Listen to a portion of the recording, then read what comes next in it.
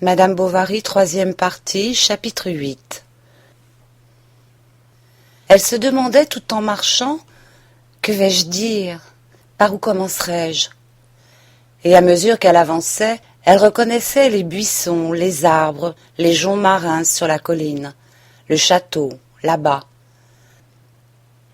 Elle se retrouvait dans les sensations de sa première tendresse, et son pauvre cœur comprimé s'y dilatait amoureusement. Un vent tiède lui soufflait au visage. La neige, se fondant, tombait goutte à goutte des bourgeons sur l'herbe. Elle entra comme autrefois par la petite porte du parc, puis arriva à la cour d'honneur que bordait un double rang de tilleuls touffus. Ils balançaient, en sifflant, leurs longues branches. Les chiens au chenil aboyèrent tous, et l'éclat de leur voix retentissait sans qu'il parût personne.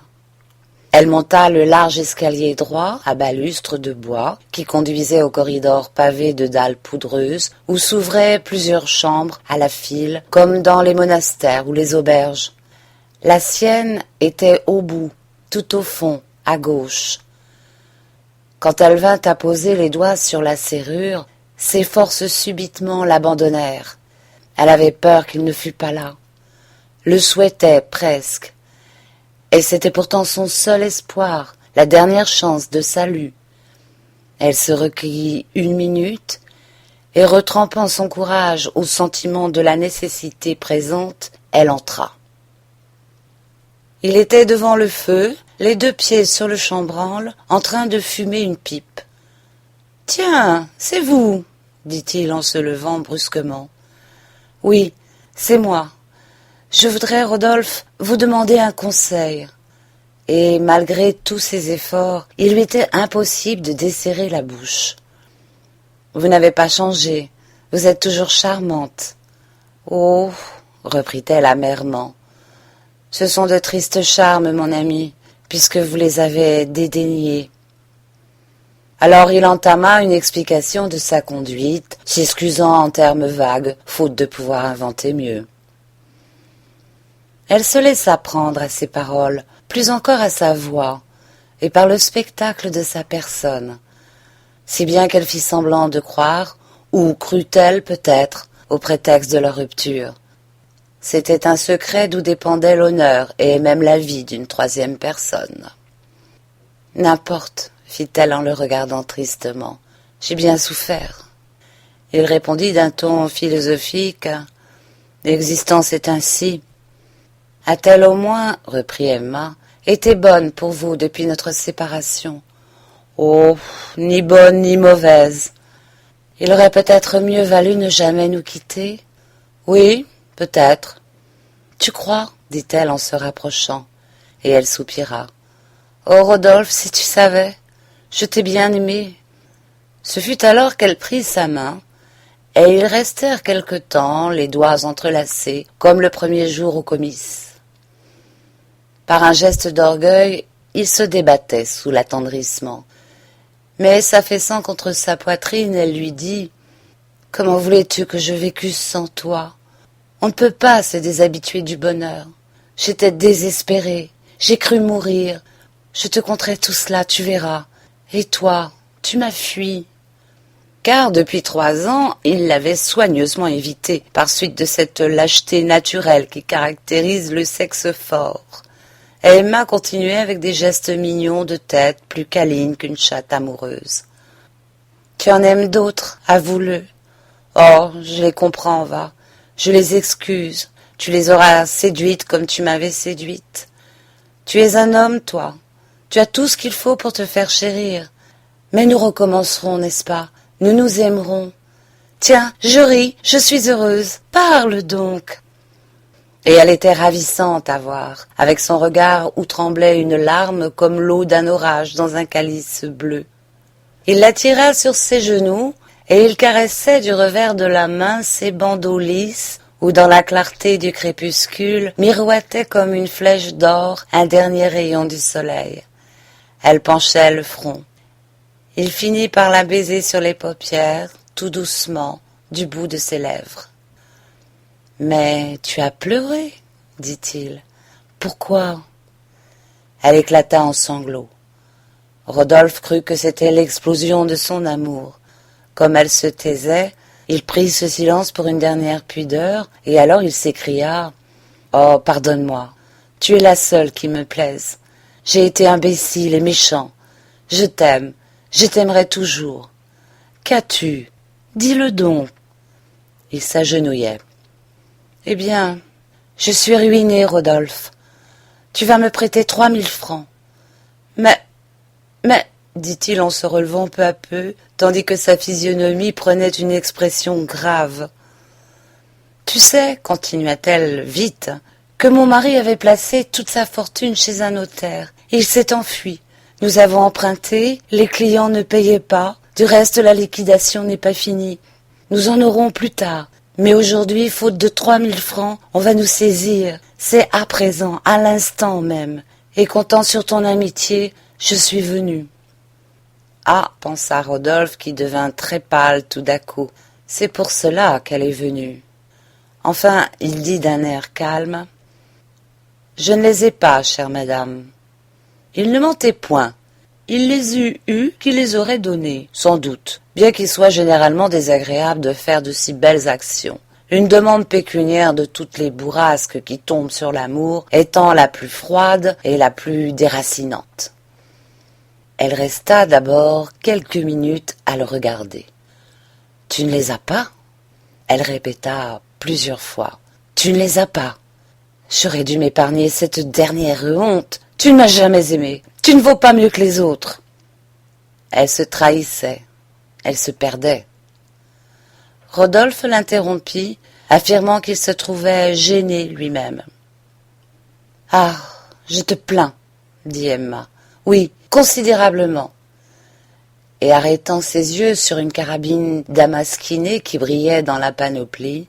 « Mais lorsqu'on est si pauvre, on ne met pas d'argent à la crosse de son fusil. On n'achète pas une pendule avec des incrustations d'écailles, » continuait-elle en montrant l'horloge de boule, « ni des sifflets de vermeil pour ses fouets. » Elle les touchait. « Ni des breloques pour sa montre. Oh, rien ne lui manque, jusqu'à un porte-liqueur dans sa chambre.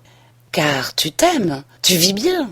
Tu as un château, des fermes, des bois. Tu chasses à court, tu voyages à Paris. Et quand ce ne serait que cela, s'écria-t-elle en prenant sur la cheminée ses boutons de manchette, que la moindre de ces niaiseries, on en peut faire de l'argent. Oh, je n'en veux pas. Garde-les. » Et elle lança bien loin les 2 boutons dont la chaîne d'or se rompit en cognant contre la muraille.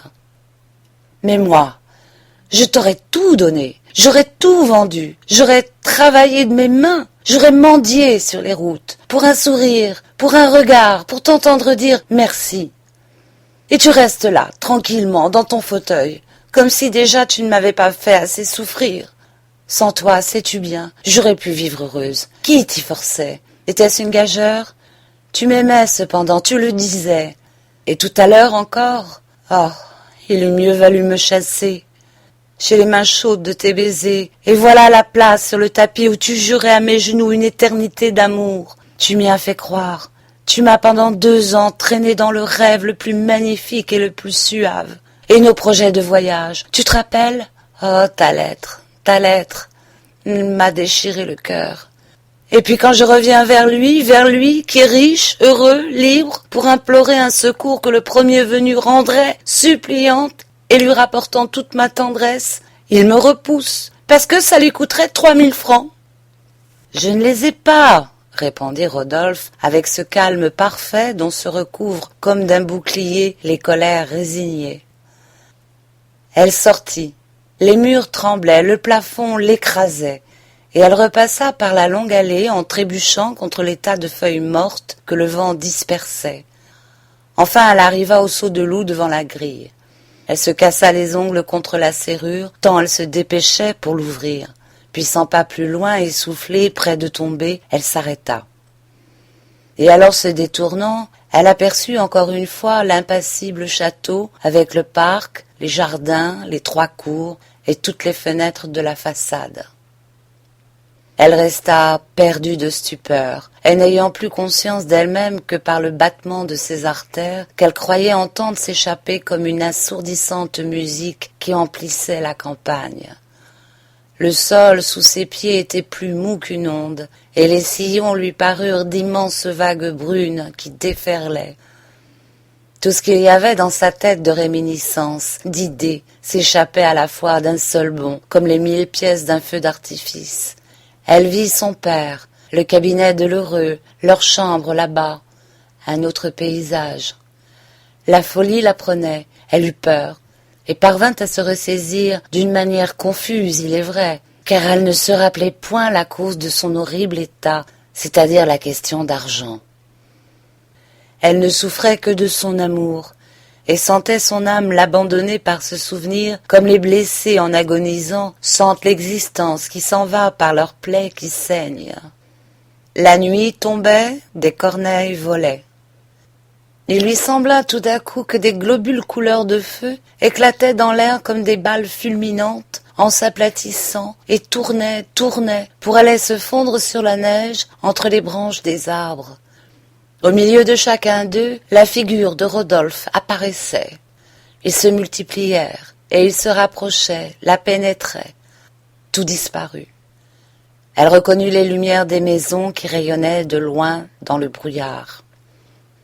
Alors sa situation, telle qu'un abîme, se représenta. Elle haletait à se rompre la poitrine. Puis dans un transport d'héroïsme qui la rendait presque joyeuse, elle descendit la côte en courant, traversa la planche aux vaches, le sentier, l'allée, les halles, et arriva devant la boutique du pharmacien. Il n'y avait personne.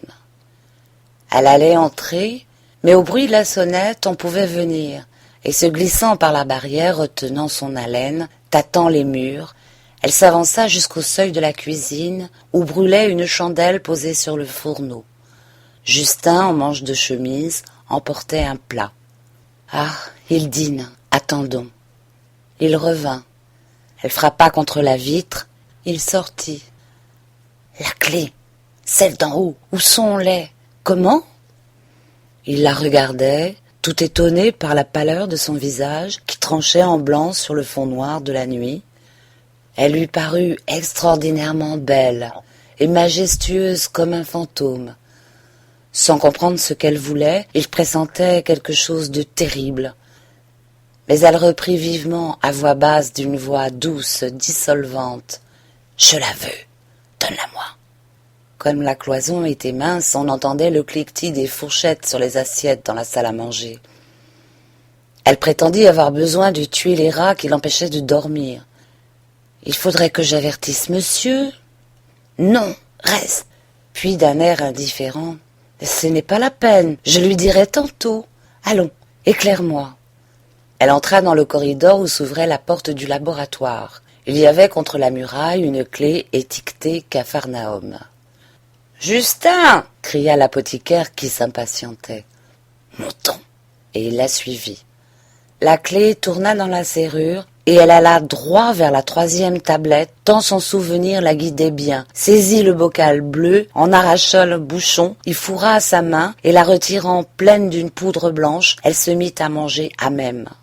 « Arrêtez !» s'écria-t-il en se jetant sur elle. « Tais-toi, on viendrait !» Il se désespérait, voulait appeler. « N'en dis rien, tout retomberait sur ton maître. » Puis elle s'en retourna subitement apaisée et presque dans la sérénité d'un devoir accompli. Quand Charles, bouleversé par la nouvelle de la saisie, était rentré à la maison, Emma venait d'en sortir. Il cria, pleura, s'évanouit, mais elle ne revint pas. Où pouvait-elle être? Il envoya féliciter chez Homais, chez Monsieur Tuvache, chez l'Heureux, au Lion d'Or, partout. Et dans les intermittences de son angoisse, il voyait sa considération anéantie, leur fortune perdue, l'avenir de Berthe brisé. Par quelle cause? Pas un mot. Il attendit jusqu'à 6 heures du soir. Enfin, n'y pouvant plus tenir, et imaginant qu'elle était partie pour Rouen, il alla sur la grande route, fit une demi-lieue, ne rencontra personne, attendit encore, et s'en revint. Elle était rentrée. « Qu'y a-t-il? Pourquoi? Explique-moi » Elle s'assit à son secrétaire et écrivit une lettre qu'elle cacheta lentement, ajoutant la date du jour et l'heure. Puis elle dit d'un ton solennel « Tu la liras demain, D'ici là, je t'en prie, ne m'adresse pas une seule question. Non, pas une.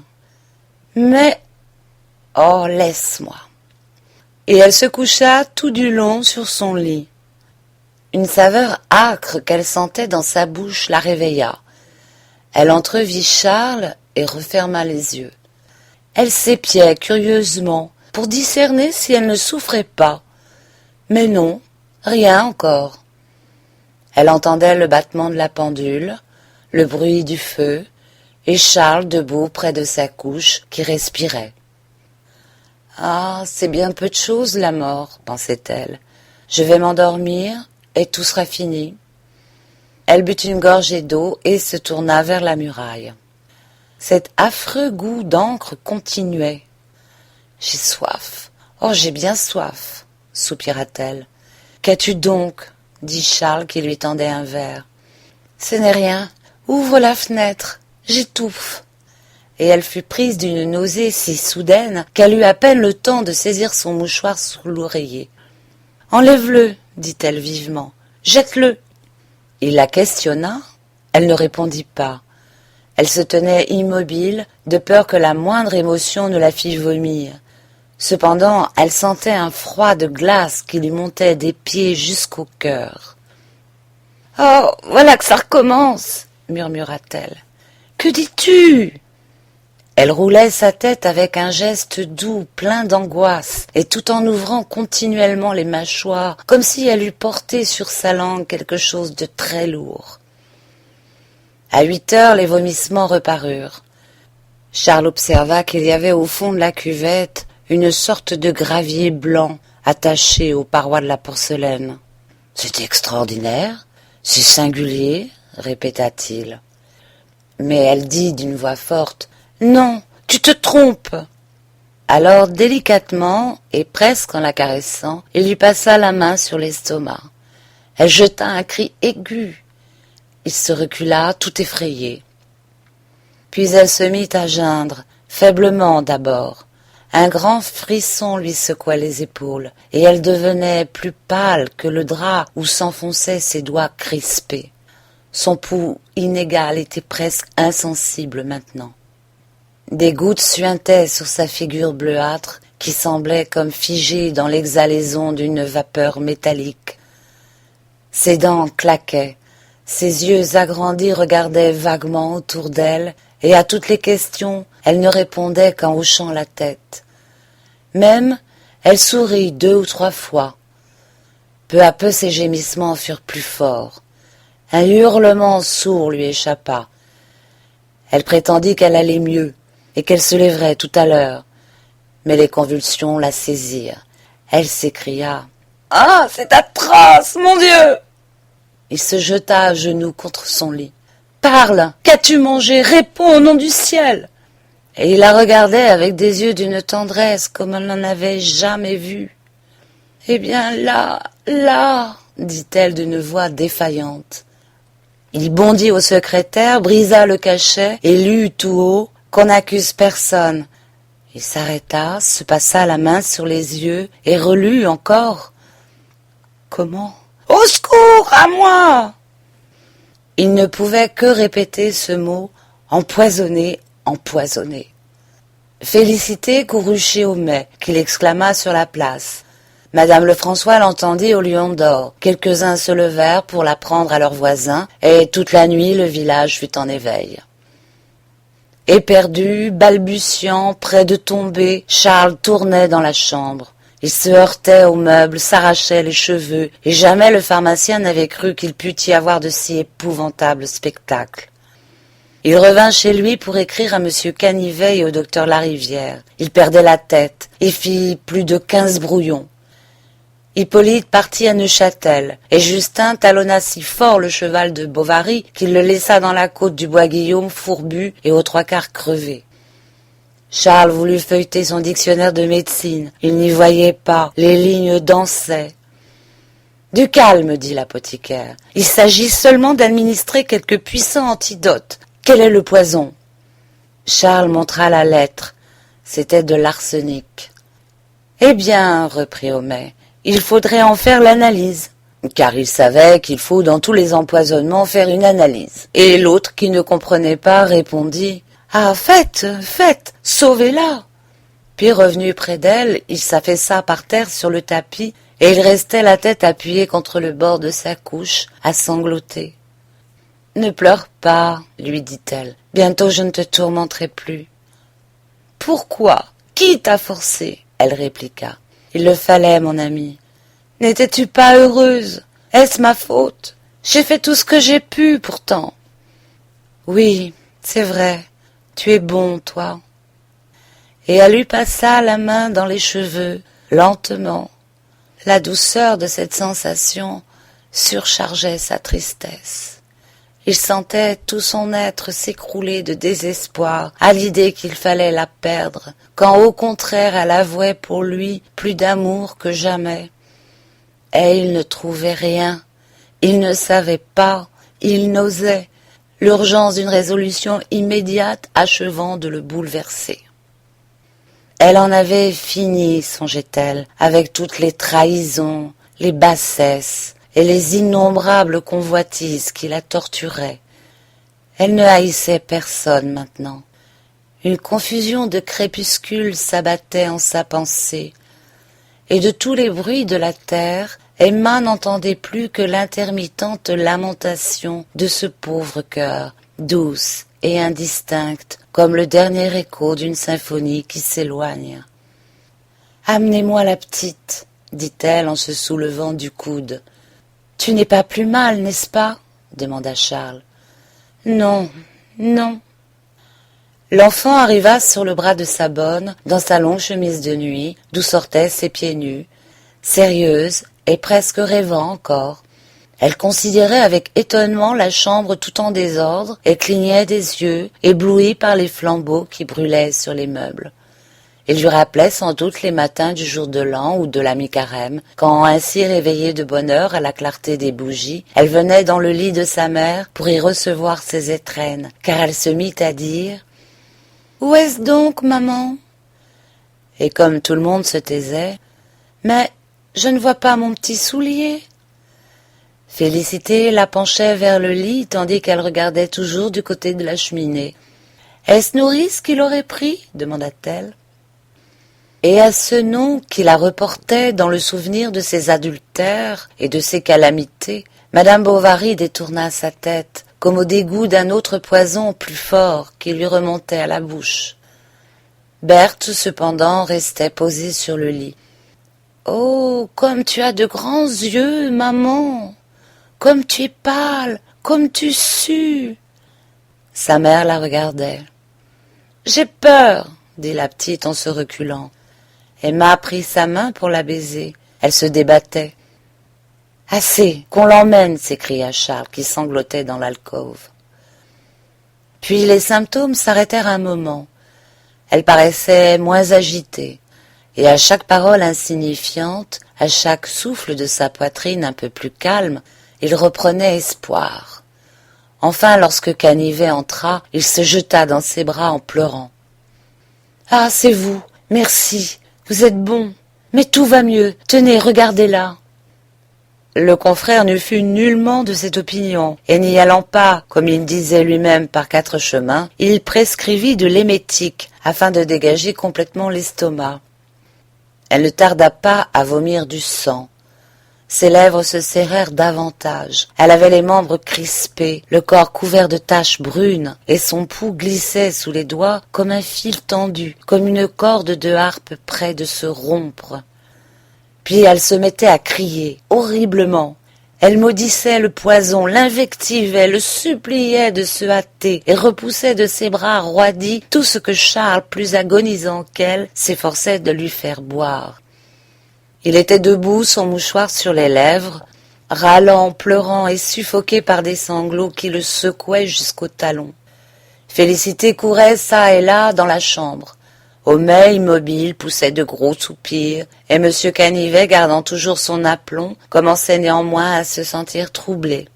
« Diable, cependant, elle est purgée, et du moment que la cause cesse, l'effet doit cesser, dit Homais, c'est évident. »« Mais sauvez-la !» exclamait Bovary. Aussi, sans écouter le pharmacien qui hasardait encore cette hypothèse, c'est peut-être un paroxysme sanitaire, Canivet allait administrer de la thériaque lorsqu'on entendit le claquement d'un fouet. Toutes les vitres frémirent, et une berline de poste qu'enlevait à plein poitrail 3 chevaux crottés jusqu'aux oreilles débusqua d'un bond au coin des halles. C'était le docteur Larivière. L'apparition d'un dieu n'eût pas causé plus d'émoi. Bovary leva les mains, Canivet s'arrêta court, et Homais retira son bonnet grec bien avant que le docteur fût entré. Il appartenait à la grande école chirurgicale sortie du tablier de Bichat, à cette génération maintenant disparue, de praticiens philosophes qui, chérissant leur art d'un amour fanatique, l'exerçaient avec exaltation et sagacité. Tout tremblait dans son hôpital quand il se mettait en colère, et ses élèves le vénéraient si bien qu'il s'efforçait à peine établi de l'imiter le plus possible. De sorte qu'on le retrouvait sur eux par les villes d'alentour, sa longue douillette de mérinos et son large habit noir, dont les parements déboutonnés couvraient un peu ses mains charnues, de fort belles mains, et qui n'avaient jamais de gants, comme pour être plus prompt à plonger dans les misères. Dédaigneux des croix, des titres, des académies, hospitalier, libéral, paternel avec les pauvres, et pratiquant la vertu sans y croire, il eût presque passé pour un saint si la finesse de son esprit ne l'eût fait craindre comme un démon. Son regard, plus tranchant que ses bistouris, vous descendait droit dans l'âme et désarticulait tout mensonge à travers les allégations et les pudeurs. Et il allait ainsi, plein de cette majesté débonnaire que donne la conscience d'un grand talent, de la fortune, et 40 ans d'une existence laborieuse et irréprochable. Il fronça les sourcils dès la porte, en apercevant la face cadavéreuse d'Emma étendue sur le dos, la bouche ouverte. Puis, tout en ayant l'air d'écouter Canivet, il se passait l'index sous les narines et répétait « C'est bien, c'est bien ». Mais il fit un geste lent des épaules. Bovary l'observa. Ils se regardèrent. Et cet homme, si habitué pourtant à l'aspect des douleurs, ne put retenir une larme qui tomba sur son jabot. Il voulut emmener Canivet dans la pièce voisine. Charles le suivit. « Elle est bien mal, n'est-ce pas? Si l'on posait des sinapismes, je ne sais pas à quoi. Trouvez donc quelque chose, vous qui en avez tant sauvé. » Charles lui entourait le corps de ses 2 bras, et il le contemplait d'une manière effarée, suppliante, à demi pâmée contre sa poitrine. « Allons, mon pauvre garçon, du courage, il n'y a plus rien à faire. » Et le docteur Larivière se détourna. « Vous partez? Je vais revenir. » Il sortit pour donner un ordre au postillon avec le sieur Canivet qui ne se souciait pas non plus de voir Emma mourir entre ses mains. Le pharmacien les rejoignit sur la place. Il ne pouvait pas, par tempérament, se séparer des gens célèbres. Aussi conjura-t-il M. Larivière de lui faire cet insigne honneur d'accepter à déjeuner. On envoya bien vite prendre des pigeons au lion d'or, tout ce qu'il y avait de côtelettes à la boucherie, de la crème chez Tuvache, des œufs chez les Stiboudois, et l'apothicaire aida lui-même aux préparatifs, tandis que madame Homais disait, en tirant les cordons de sa camisole, « Vous ferez excuse, monsieur, car dans notre malheureux pays du moment qu'on n'est pas prévenu la veille... » « Les vers à pattes, souffla Homais. « Ah, au moins si nous étions à la ville, nous aurions la ressource des pieds farcis. Tais-toi. À table, docteur. » Il jugea bon, après les premiers morceaux, de fournir quelques détails sur la catastrophe. Nous avons eu d'abord un sentiment de siccité au pharynx, puis des douleurs intolérables à l'épigastre, superpurgation, coma. Comment s'est-elle donc empoisonnée? Je l'ignore, docteur, et même je ne sais pas trop où elle a pu se procurer cet acide arsénieux. Justin, qui apportait alors une pile d'assiettes, fut saisi d'un tremblement. « Qu'as-tu » dit le pharmacien.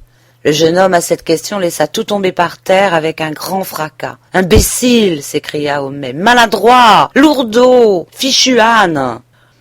Mais, soudain, se maîtrisant, « J'ai voulu, docteur, tenter une analyse, et primo, j'ai délicatement introduit dans un tube. Il aurait mieux valu, dit le chirurgien, lui introduire vos doigts dans la gorge. » Son confrère se taisait, ayant tout à l'heure reçu confidentiellement une forte semence à propos de son émétique, de sorte que ce bon Canivet, si arrogant et verbeux lors du Pied-Bot, était très modeste aujourd'hui. Il souriait sans discontinuer d'une manière approbative. Homais s'épanouissait dans son orgueil d'amphitryon, et l'affligeante idée de Bovary contribuait vaguement à son plaisir par un retour égoïste qu'il faisait sur lui-même. Puis la présence du docteur le transportait. Il étalait son érudition, il citait pêle-mêle les cantharides, l'upas, le mancenillier, la vipère. Et même j'ai lu que différentes personnes s'étaient trouvées intoxiquées, docteur, et comme foudroyées par des boudins qui avaient subi une trop véhémente fumigation. Du moins, c'était dans un fort beau rapport composé par un de nos sommités pharmaceutiques, un de nos maîtres, l'illustre cadet de Gassicourt. Madame Homais réapparut, portant une de ces vacillantes machines que l'on chauffe avec de l'esprit de vin. Car Homais tenait à faire son café sur la table, l'ayant d'ailleurs torréfié lui-même, porphyrisé lui-même, mixionné lui-même. Saccharum, docteur, dit-il en offrant du sucre. Puis il fit descendre tous ses enfants, curieux d'avoir l'avis du chirurgien sur leur constitution. Enfin, Monsieur Larivière allait partir, quand Madame Homais lui demanda une consultation pour son mari. Il s'épaississait le sang à s'endormir chaque soir après le dîner.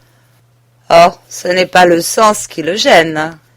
Et, souriant un peu de ce calembour inaperçu, le docteur ouvrit la porte. Mais la pharmacie regorgeait de monde, et il eut grand-peine à pouvoir se débarrasser du sieur Tuvache, qui redoutait pour son épouse une fluxion de poitrine parce qu'elle avait coutume de cracher dans les cendres. Puis de monsieur Binet, qui éprouvait parfois des fringales, et de madame Caron, qui avait des picotements, de Lheureux, qui avait des vertiges, de Lestiboudois, qui avait un rhumatisme, de madame Lefrançois, qui avait des aigreurs. Enfin, les 3 chevaux détalèrent. Elle en trouva généralement qui n'avaient point montré de complaisance. L'attention publique fut distraite par l'apparition de M. Bournisien, qui passait sous les halles avec ses saintes huiles. Homais, comme il le devait à ses principes, compara les prêtres à des corbeaux qu'attire l'odeur des morts. La vue d'un ecclésiastique lui était personnellement désagréable, car la soutane le faisait rêver au linceul, et il exécrait l'une un peu par épouvante de l'autre. Néanmoins, ne reculant pas devant ce qu'il appelait sa mission, il retourna chez Bovary en compagnie de Canivet, que M. Larivière, avant de partir, avait engagé fortement à cette démarche. Et même, sans les représentations de sa femme, il eut emmené avec lui ses 2 fils afin de les accoutumer aux fortes circonstances pour que ce fût une leçon, un exemple, un tableau solennel qui leur resta plus tard dans la tête. La chambre, quand ils entrèrent, était toute pleine d'une solennité lugubre. Il y avait sur la table à ouvrage, recouverte d'une serviette blanche, 5 ou 6 petites boules de coton dans un plat d'argent, près d'un gros crucifix, entre 2 chandeliers qui brûlaient. Emma, le menton contre sa poitrine, ouvrait démesurément les paupières, et ses pauvres mains se traînaient sur les draps avec ce geste hideux et doux des agonisants qui semblent vouloir déjà se recouvrir du suaire. Pâle comme une statue et les yeux rouges comme des charbons, Charles, sans pleurer, se tenait en face d'elle, au pied du lit, tandis que le prêtre, appuyé sur un genou, marmottait des paroles basses. Elle tourna sa figure lentement et parut saisie de joie à voir tout d'un coup l'étole violette, sans doute retrouvant au milieu d'un apaisement extraordinaire la volupté perdue de ses premiers élancements mystiques, avec des visions de béatitude éternelle qui commençaient. Le prêtre se releva pour prendre le crucifix. Alors elle allongea le cou comme quelqu'un qui a soif, et collant ses lèvres sur le corps de l'homme-dieu, elle y déposa de toute sa force expirante le plus grand baiser d'amour qu'elle eût jamais donné. Ensuite elle récita le Miséréatur, et indulgentiam, trempa son pouce droit dans l'huile et commença les onctions.